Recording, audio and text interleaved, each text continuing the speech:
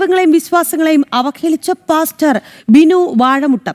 ഹിന്ദു കുടുംബത്തെ മതപരിവർത്തനം ചെയ്യുന്ന ദൃശ്യങ്ങൾ പുറത്ത്. ഹിന്ദു ദേവത കുടുംബം കലക്കിയാണ് എന്ന് പാസ്റ്റർ ബിനു വാഴമുട്ടം. അതേസമയം തന്നെ BJP പ്രവർത്തകർക്കെതിരെ കൊലവിളി പ്രസംഗം നടത്തിയ പാസ്റ്റർ കെ തോമസിന്റെ ശബ്ദ സന്ദേശങ്ങളും പുറത്തു വരുന്നുണ്ട്. പത്തനംതിട്ടയിൽ ബാലവേല ഉൾപ്പെടെയുള്ള ക്രൂരതകൾ നടത്തിയ എലോഹിം വർഷിപ്പ് സെന്ററിലെ പ്രാർത്ഥനാ യോഗത്തിലാണ് പാസ്റ്ററുടെ കൊലവിളി. ആദ്യം ആ പ്രതികരണങ്ങളിലേക്ക്. രൂപ ഇല്ലയോ? ആ രൂപ എന്തിനാ കൊണ്ട് വെച്ചെന്നറിയോ? പറയട്ടെ, അത് ലവക്കിട്ട് പണിത പണിയാ. നിങ്ങളുടെ രണ്ടും കൂടെ തമ്മിത്തല്ലി തലകീറി പിണങ്ങിപ്പോണം.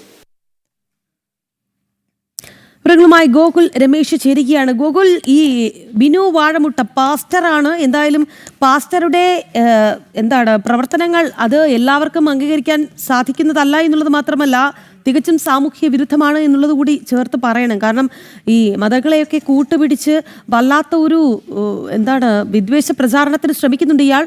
ഒപ്പം തന്നെ അവിടെ നടന്ന എലോഹിം വർഷിപ്പ് സെന്ററിൽ നടന്ന അതിക്രമങ്ങൾ ജനം TV ആണ് ജനങ്ങളെ അറിയിച്ചത്, പൊതുസമൂഹത്തിന് മുന്നിൽ കൊണ്ടുവന്നത്. എന്തായാലും ഈ കൊലവിളി പ്രസംഗം അടക്കം ഉണ്ടല്ലോ. എന്തൊക്കെയാണ് നമുക്ക് ലഭിക്കുന്ന വിവരങ്ങൾ, വ്യക്തമാകുന്ന കാര്യങ്ങൾ?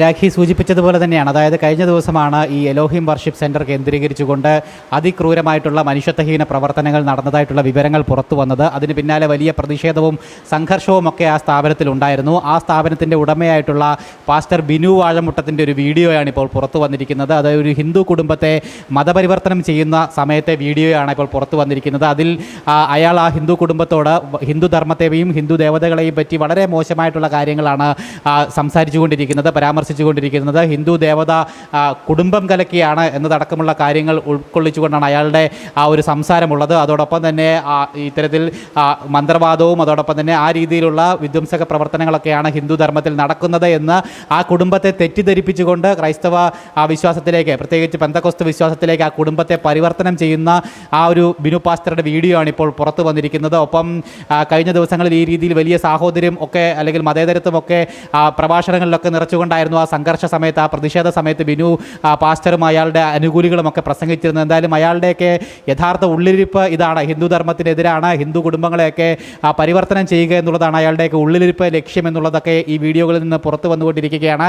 അതോടൊപ്പം തന്നെയാണ് ഈ എലോഹിം വർഷിപ്പ് സെൻറ്ററിൽ നടന്ന മറ്റൊരു പ്രാർത്ഥനാ യോഗത്തിൻ്റെ വീഡിയോ കൂടി ഇപ്പോൾ പുറത്തു വന്നിരിക്കുന്നത്. അതായത് കഴിഞ്ഞ ദിവസം ആ പ്രാർത്ഥന നടത്തുന്ന ആ സ്ഥലത്തേക്ക് BJP പ്രവർത്തകരും നാട്ടുകാരും പ്രതിഷേധ മാർച്ച് നടത്തിയിട്ടുണ്ടായിരുന്നു.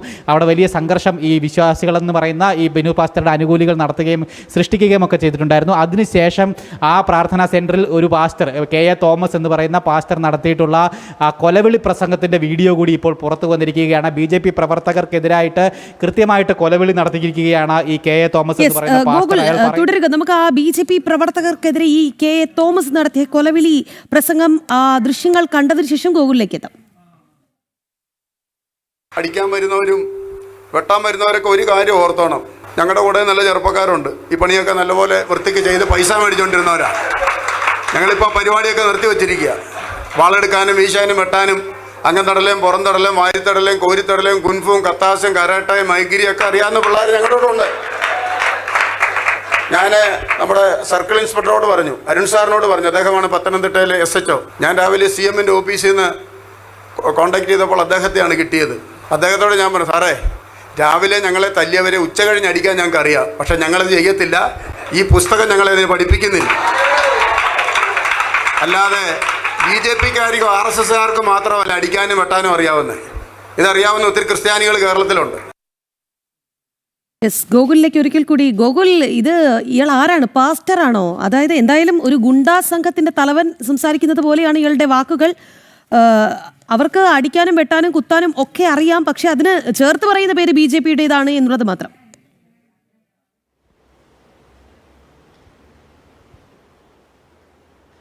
ഇയാളൊരു പാസ്റ്ററാണ് രാഖി. അതായത് ഈ ബിനു വാഴമുട്ടത്തിൻ്റെ അനുയായി കൂടിയിട്ടാണ് ഇയാൾ അതേ ഈ ബിനു വാഴമുട്ടത്തിൻ്റെ അതേ സ്ഥാപനത്തിൽ ഈ കഴിഞ്ഞ ദിവസമുണ്ടായ പ്രതിഷേധത്തിന് ശേഷം നടത്തിയ പ്രാർത്ഥനാ യോഗത്തിലാണ് ഈ കൊലവിളി നടത്തിയിരിക്കുന്നത് എന്നുള്ളതാണ് ഇവർ പറയുന്നത്. സമാധാനത്തിന് വേണ്ടി ദൈവത്തോട് പ്രാർത്ഥിക്കുക മാത്രമാണ് ചെയ്യുന്നതെന്നാണ് പറയുന്നത്. ആ പ്രാർത്ഥനാ യോഗത്തിനിടയിലാണ് ഈ രീതിയിലുള്ള വലിയ കൊലവിളി പ്രസംഗം ഇയാൾ നടത്തിയിരിക്കുന്നത്. തങ്ങളുടെ കൂടെ ഗുണ്ടകളുണ്ട്, വാളെടുക്കാനും വെട്ടാനും ഒക്കെ തങ്ങൾക്കും പിള്ളേരുണ്ട്, ഒപ്പം രാവിലെ തല്ലിയവരെ ഉച്ചയ്ക്ക് തിരിച്ചു തല്ലാനായിട്ട് തങ്ങൾക്ക് സാധിക്കാഞ്ഞിട്ടല്ല എന്നതടക്കമുള്ള കാര്യങ്ങളാണ് പറയുന്നത്. ഒപ്പം ഓമല്ലൂർ പഞ്ചായത്ത് പ്രസിഡന്റ്, അത് BJPയുടെ പഞ്ചായത്ത് പ്രസിഡന്റാണ് ആതിരയുടെ നേതൃത്വത്തിലായിരുന്നു അങ്ങോട്ടേക്ക് പ്രതിഷേധം നടന്നിരുന്നത്. ആ ആതിരയെ പോലും അപമാനിക്കുന്ന രീതിയിൽ ചില മോശം പരാമർശങ്ങൾ ഇയാളുടെ ഭാഗത്തു നിന്നൊക്കെ ഉണ്ടാവുകയും ചെയ്തു. അത് മാത്രമല്ല, ഇയാൾ പറയുന്നത് ഹിന്ദുക്കൾ ഒരു കാലത്തും ഐക്യം ഉണ്ടാകാത്ത ജനതയാണ്, ഐക്യമില്ലാത്ത ആളുകളാണ് ഹിന്ദുക്കൾ എന്നതാണ് ഇയാളുടെ മറ്റൊരു പരാമർശം ഉണ്ടായിരിക്കുന്നത്. എന്തായാലും വളരെ ഹീനമായിട്ടുള്ള ആ പരാമർശം തന്നെയാണ് ഈ പാസ്റ്റർ എന്ന് പറയുന്ന ഇയാളുടെ ഭാഗത്തു നിന്നും ഉണ്ടായിക്കൊണ്ടിരിക്കുന്നത്. വിശ്വാസികൾ എന്ന് പറയുന്ന ഒരു ജനവിഭാഗത്തിന് കൊടുക്കുന്ന ഉദ്ബോധനമാണ് ഈ രീതിയിലുള്ള കൊലവിളി. അതായത് തല്ലാനും വെട്ടാനും കുത്താനും ഒക്കെ നമുക്ക് സാധിക്കും,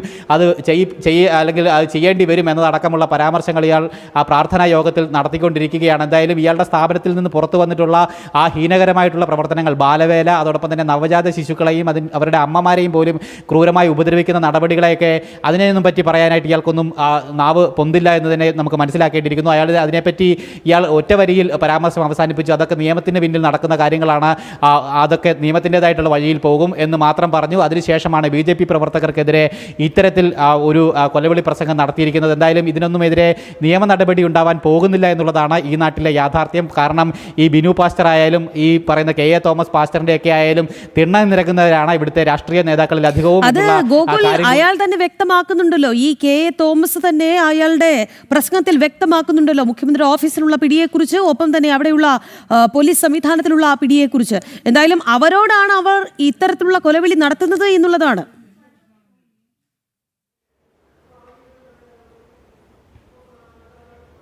തീർച്ചയായിട്ടും അങ്ങനെ തന്നെയാണ്. അതായത് ഇന്നിപ്പോൾ ഒരു വീഡിയോ കൂടി പുറത്തു വന്നിട്ടുണ്ട്. ആ ബിനു വാഴമുട്ടം എന്ന് പറയുന്ന അയാൾ ആ പാസ്റ്ററുടെ തിണ്ണ നിരങ്ങാനായിട്ട് മുഖ്യമന്ത്രി VD സതീശൻ ഉൾപ്പെടെയുള്ള ആളുകൾ എത്തിയ ആ ദൃശ്യങ്ങളടക്കം അയാളുടെ തന്നെ സമൂഹ മാധ്യമങ്ങളിൽ അയാൾ പങ്കുവച്ചിട്ടുണ്ട്. VD സതീശനുണ്ട്, അബിൻ വർക്കി, ആറന്മുള MLA അബിൻ വർക്കിയുണ്ട്, ദൃശ്യങ്ങളിലേക്ക് ഒരിക്കൽ കൂടി പോകേണ്ടതുണ്ട്. ഗോകുൽ തുടരുക. നമുക്കിപ്പം ഹിന്ദു ഐക്യവേദി മുഖ്യരക്ഷാധികാരി KP ശശികല ടീച്ചർ കൂടി ചേരുകയാണ്. ടീച്ചർ, ഈ എലോഹിം വർഷിപ്പ് സെന്ററിന്റെ അതിക്രമങ്ങൾ, അവിടെ നടന്ന അതിക്രൂരമായ വിനോദങ്ങളൊക്കെ നമ്മൾ കണ്ടതാണ്. പക്ഷേ ഇപ്പോൾ അതുകൊണ്ടൊന്നും അവർ അവസാനിപ്പിച്ചിട്ടില്ല. അവർ ഹിന്ദുക്കൾക്ക് നേരെയാണ് കടന്നാക്രമണം നടത്തുന്നത്. ഹിന്ദു ദൈവങ്ങളെയും വിശ്വാസങ്ങളെയുമാണ് അവഹേളിക്കുന്നത് ഈ പാസ്റ്റർ ബിനു വാഴമുട്ടം. ഹിന്ദു കുടുംബത്തെ മതപരിവർത്തനം ചെയ്യുന്ന ദൃശ്യങ്ങൾ പുറത്ത് വന്നിട്ടുമുണ്ട്. ടീച്ചർ, എന്തായാലും ഹിന്ദു ദേവത കുടുംബം കലക്കിയാണ് എന്ന് പറയുന്നതിനൊപ്പം തന്നെ അവിടെയുള്ള അന്ന് നമ്മൾ BJP പ്രവർത്തകർ നടത്തിയ പ്രതിഷേധം കണ്ടതാണ്. അവർക്ക് നേരെ കൊലവിളി പോലും അവിടെയുള്ള പോസ്റ്റർമാർ ഉയർത്തുകയാണ്. ദൃശ്യങ്ങൾ സഹിതമാണ് ടീച്ചർ ഞങ്ങൾ പ്രേക്ഷകരിലേക്ക് എത്തിച്ചിരിക്കുന്നത്. എങ്ങനെയാണ് ഈ ഒരു സാഹചര്യത്തെ ടീച്ചർ നോക്കിക്കാണുന്നത്? ഇത് നമ്മൾ നേരിടുന്ന ഒരു വലിയ സാമൂഹ്യ സുരക്ഷാ ഭീഷണിയാണ് എന്ന് പറയാതിരിക്കാൻ നിർവാഹമില്ല. മതം ഓരോരുത്തരുടെയും സ്വകാര്യതയാണ്. പക്ഷെ ഇവര് മതം വിറ്റ് ജീവിക്കാൻ വേണ്ടിയാണ് എങ്കിൽ നമുക്കതിന് പിന്നെ നമുക്ക് ന്യായീകരിക്കാമായിരുന്നു. മറിച്ച് ഇത്തരത്തിൽ മതത്തിന്റെ പേരിൽ ബഹളം കൂട്ടി മറ്റു മതങ്ങളെ നിന്ദിച്ച് സാധാരണക്കാരന്റെ വികാരങ്ങൾ വ്രണപ്പെടുത്തി അവർ കോടീശ്വരന്മാരാകും. ശതകോടീശ്വരന്മാരാണ് പലരും എന്നുള്ളത് സത്യമാണ്. ഇങ്ങനെ ഈ പാവപ്പെട്ടവന്റെ വികാരങ്ങളെ വിറ്റവർ പണം ഉണ്ടാക്കുകയും അതിന്റെ പേരിൽ നാട്ടിൽ ഉണ്ടാകുന്ന പ്രശ്നങ്ങൾ മുഴുവൻ അത് ന്യൂനപക്ഷം എന്ന ഉമ്മാക്കി കാട്ടി തടുത്തു നിർത്താം ഏത് കാലത്തും എന്നാണ് അവർ വിചാരിച്ചിരിക്കുന്നത്. അപ്പൊ നമ്മൾ ഇവിടെ തന്നെ കണ്ടു, എല്ലാം നന്മമരങ്ങൾ ചമയാൻ വേണ്ടി കാണിക്കുന്ന സേവാ പ്രവർത്തനങ്ങൾ എന്തിനു വേണ്ടിയായിരുന്നു എന്നുള്ളത്. ഈ പാസ്റ്ററുടെ വീട്ടുപണിക്കടക്കം ഈ കുട്ടികളെ കൊണ്ടുപോയിരുന്നു. പഠിപ്പിക്കാമെന്ന് വാക്കുകൊടുത്ത് കൊണ്ടുവന്ന കുട്ടികളെ പാസ്റ്ററുടെ വീട് പണിക്കടക്കം കൊണ്ടുപോയിരുന്നു എന്ന് സാക്ഷ്യപ്പെടുത്തിയത് അവിടുത്തെ ജീവനക്കാരി തന്നെയാണ്. അപ്പോ തീർച്ചയായും ഇത് ഒരു ന്യൂനപക്ഷത്തിന്റെ പരിധിക്കുള്ളിൽ ഒതുങ്ങുന്ന ഒരു വിഷയമല്ല. ഇത് അതിനേക്കാൾ ഗൗരവമായൊരു വിഷയമാണ്. ഇത്തരത്തിൽ ഹിന്ദു ദേവീദേവന്മാരെ, അവരുടെ വിശ്വാസങ്ങളെ അതിനെ അടച്ചാക്ഷേപിച്ച് ഒരുതരം പരിഭ്രമത്തിലേക്ക് കൊണ്ടുചെന്നിച്ച്. കാരണം ഏതെങ്കിലും ജീവിത പ്രശ്നങ്ങൾ ഇല്ലാത്തവരാരും ഉണ്ടാവില്ല. സമ്പത്തുള്ളവന് മാനസികമായ എന്തെങ്കിലും അസ്വസ്ഥതകൾ ഉണ്ടാകും, അതല്ലെങ്കിൽ ആരോഗ്യ പ്രശ്നങ്ങൾ ഉണ്ടാകും. അതാണല്ലോ മനുഷ്യ ജീവിതം എന്ന് പറഞ്ഞാൽ. എന്തെങ്കിലുമൊക്കെ പ്രശ്നങ്ങൾ ഉണ്ടാകും. അവരുടെ ആ ദുർബലത എവിടെയാണ് എന്ന് നോക്കി അവിടെ കയറി പിടിക്കുകയും അതിന് കാരണം നിങ്ങളുടെ മതമാണെന്നും നിങ്ങൾ വിശ്വസിക്കുന്ന ഈശ്വരന്മാരാണ് എന്നും പറഞ്ഞുകൊണ്ട് അവരെ ആ ഒരു വല്ലാത്ത നിമിഷത്തെ അത് ദുരുപയോഗപ്പെടുത്തിക്കൊണ്ടാണ് ഇവർ മതം വിൽക്കുന്നത്. ഇത് മതത്തോടുള്ള സ്നേഹം കൊണ്ടുമല്ല, മറിച്ച് കാരണം അതേ മതവിശ്വാസികളിൽ നിന്ന് പോലും ഇവർ കുഞ്ഞാടുകളെ മോഷ്ടിക്കുന്നുണ്ട്. ഇവർ പ്രചരിപ്പിക്കുന്ന ക്രിസ്ത്യാനിറ്റി ആണെങ്കിൽ ക്രൈസ്തവ മതത്തിലെ തന്നെ ഔദ്യോഗിക സഭകളിൽ നിന്ന് ഇവർ കുഞ്ഞാട് മോഷണം നടത്തുന്നുണ്ട്. അതിൽ അവരേറെ കിന്നരുമാണ്. കാരണം 2007 ഇവിടുത്തെ ഔദ്യോഗിക സഭകളുമായി ഞങ്ങൾ എറണാകുളത്ത് ചർച്ചയ്ക്കിരുന്നതാണ്. ഒരു മേശയ്ക്ക് അപ്പുറം ഇപ്പുറം ഇരുന്നതാണ് ഞങ്ങൾ. അന്ന് അവർ കൃത്യമായി പറഞ്ഞിട്ടുണ്ട് പെന്തക്കോസ്ത് കടന്നുകയറ്റത്തെ പറ്റിയിട്ടും അതൊരു ഭീഷണിയാണ് എന്നുള്ളത് ഇവിടുത്തെ ഔദ്യോഗിക സഭകൾ പറഞ്ഞിട്ടുണ്ട്. ഇപ്പൊ അവർക്ക് എന്താണ് അഭിപ്രായം എന്ന് നമുക്കറിയില്ല. അന്ന് അവർ തുറന്നു പറഞ്ഞിട്ടുണ്ട് ഹൈന്ദവ സംഘടനകളുമായുള്ള ചർച്ചയിൽ. അപ്പൊ അതുകൊണ്ട് ഈ വിഷയം ഇവരെ ഇങ്ങനെ മേയാൻ വിടരുത്. ഒന്ന്, ഇവര് മതസൗഹാർദ്ദത്തിന് ഭീഷണിയാണ്. മറ്റൊന്ന്, ആളുകളെ പറ്റിച്ച് ജീവിക്കുന്നു. ഏത് തരത്തിലുള്ള തട്ടിപ്പും പറ്റിപ്പും ആണെങ്കിലും അത് നിയന്ത്രിക്കേണ്ടത് സ്റ്റേറ്റ് അല്ലേ. അതിനൊരു മതത്തിന്റെ മേൻപൊടി ഉണ്ട് എന്ന് പറഞ്ഞാൽ തട്ടിപ്പും പറ്റിപ്പും നടത്തിക്കോട്ടെ എന്നുള്ളതാണ്. കോടികളാണ്. അപ്പൊ നമുക്ക് യോഹന്നാന്റെ ഒക്കെ കഥ അറിയാം. കോടികളാണ് ഇവരൊക്കെ സമ്പാദിച്ചിരുന്നത്. വിശ്വാസികളോട് ഇവർ പ്രാർത്ഥിച്ചാൽ മതി രോഗം മാറും എന്ന് പറയുകയും ഇവർക്ക് രോഗം വന്നാൽ ഇവര് വിദേശ ആശുപത്രികളെ ഇവർ ശരണം പ്രാപിക്കും. മാത്രമല്ല ഇങ്ങനെ ഈ പാവപ്പെട്ടവന്റെ വികാരം വിറ്റ് കിട്ടുന്ന പൈസ ഉപയോഗിച്ചുകൊണ്ട് ഇവർ ആശുപത്രികൾ വരെ നടത്തുന്നു. അപ്പൊ ഇത് ഗൗരവമായ ചർച്ചയ്ക്ക് വിധേയമാക്കണം. അതിനുവേണ്ടി തന്നെ ഉണ്ടായ ഒരുപക്ഷെ കർത്താവിന് പോലും മടുത്തിട്ടുണ്ടാകും. അതുകൊണ്ട് ഉണ്ടായ ഒരു അനുഭവം കൂടി ആയിരിക്കാം ഇവിടെ നടന്നിട്ടുള്ളത് എന്ന് എനിക്ക് തോന്നുന്നു. ഇതിന് വേണ്ടുന്നത് കാരണം BJP-ക്കാർക്കെതിരെ കൊലവിളി മുടക്കിയത് കൊണ്ടോ സംഘപരിവാറിനെതിരെ പറഞ്ഞതുകൊണ്ടോ അവരേതായാലും ഇതിന് പിന്മാറാൻ പോകുന്നില്ല. കാരണം സമാജത്തിൽ അരുതാത്തത് നടന്നാൽ എന്ത് ഭീഷണിപ്പെടുത്തിയാലും ആ അരുതായ്മയെ തുറന്നു കാണിക്കാൻ സംഘപരിവാർ എന്നും ഉണ്ടായിരിക്കും. പക്ഷെ നമ്മളെ അത്ഭുതപ്പെടുത്തുന്നത് ഇത്തരത്തിലൊരു വിശ്വാസ തട്ടിപ്പ് നടന്നിട്ട്, ഇത്തരത്തിലൊരു ചൂഷണം നടന്നിട്ട് DYFI പോലുള്ള സംഘടനകൾ അവർക്ക് പിന്തുണയായി ചെന്നു എന്ന് പറയുമ്പോൾ വെറുതെ അല്ല ഇവന്മാര് തലയെ വെച്ചുകൊണ്ട് ചാടുന്നത് എന്നേ നമുക്ക് പറയാൻ പറ്റുള്ളൂ. വളരെയധികം നന്ദി ശ്രീമതി ശശികല ടീച്ചർ ഈ അവസരത്തിൽ ഞങ്ങളോട് പ്രതികരിച്ചതിന്. ഗോകുലിലേക്ക് ഒരിക്കൽ കൂടി. ഗോകുൽ, ടീച്ചർ പറഞ്ഞത് കേട്ടല്ലോ, ഇത് തീർത്തും ഒരു സാമൂഹ്യ വിപത്താണ്. ഈ നമ്മുടെ സമൂഹത്തിൽ നിന്ന് തന്നെ തുടച്ചു നീക്കേണ്ട ഒരു സാമൂഹ്യ വിപത്ത്. ഇവരെ പിന്തുണയ്ക്കാനും ഇവിടെ ആളുണ്ട്. എന്തിന് നമുക്ക് ആ ദൃശ്യങ്ങൾ കാണാമല്ലോ. ഇടത് വലത് നേതാക്കൾ, നമ്മുടെ മുഖ്യമന്ത്രി VD സതീശൻ അടക്കം പിന്തുണ പ്രഖ്യാപിച്ചുകൊണ്ട് അല്ലെങ്കിൽ പിന്തുണച്ചുകൊണ്ട് തോളിൽ കൈയൊക്കെ ഇട്ട് നിൽക്കുകയാണ്. അങ്ങനെ അപ്പോൾ ഇത്തരക്കാരാണ് ഇവിടെ ഭരിക്കുന്നത് എങ്കിൽ എങ്ങനെയാണ് ഇവരെയൊക്കെ തുടച്ചു നീക്കാൻ സാധിക്കുക? ഇവർക്ക് വലിയൊരു തണൽ നമ്മുടെ സർക്കാർ സംവിധാനങ്ങൾ തന്നെ ഒരുക്കും. അക്കാര്യത്തിൽ യാതൊരു സംശയവും വേണ്ട. അത് തന്നെയാണ് അയാളും ആ വീഡിയോയിൽ പറഞ്ഞു വെക്കുന്നത്.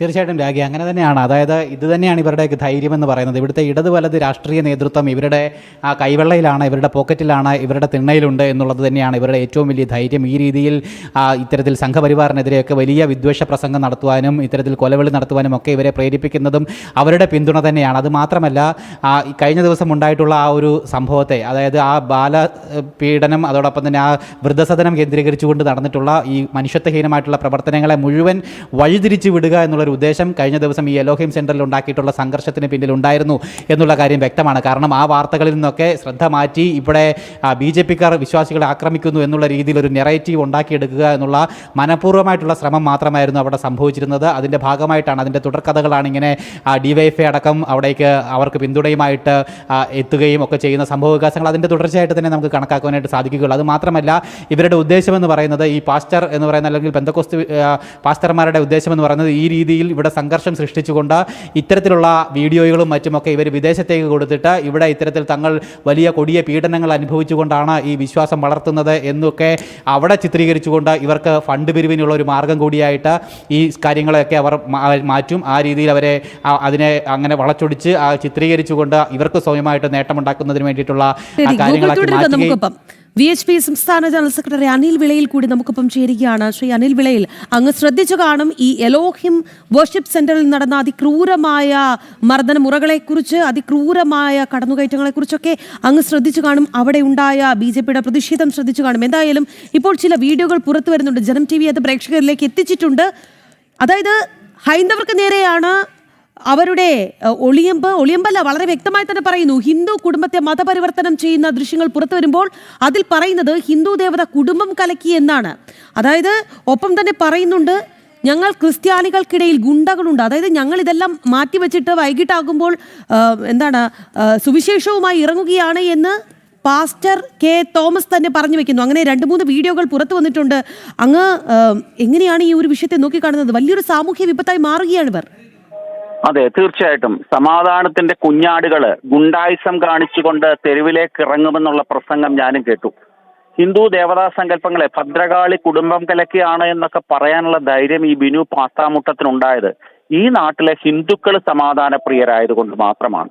അല്ലെങ്കിൽ ഇത്തരത്തിലുള്ള വെല്ലുവിളി നടത്താനുള്ള കഴിവും പ്രാപ്തിയും ഒന്നും ബിനു എന്ന് പറയുന്ന ഈ കള്ളനായിട്ടുള്ള പാസ്റ്റർക്ക് ഉണ്ടാവുകയില്ല എന്നുള്ളത് തീർച്ചയാണ്.